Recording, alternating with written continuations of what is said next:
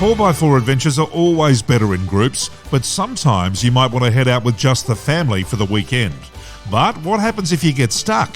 Let us show you how to do a solo recovery.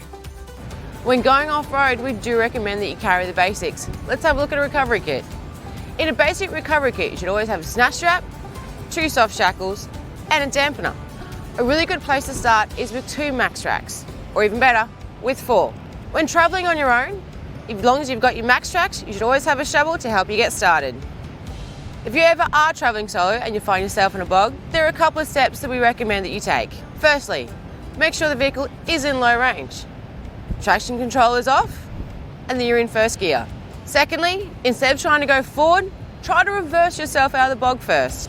And third, if you can get out of the vehicle and assess the problem safely, get out, have a look, see how bad you really are bogged.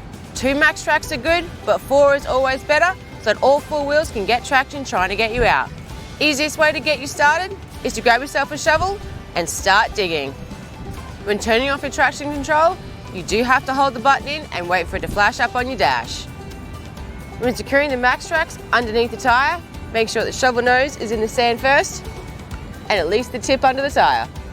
When going off-road, always make sure you're prepared, but most of all, have fun. To become a member of our 4x4XMORE family, all you have to do is purchase any vehicle from the Motorama Group or have your vehicle serviced regularly with us, and we'll see you on our next adventure.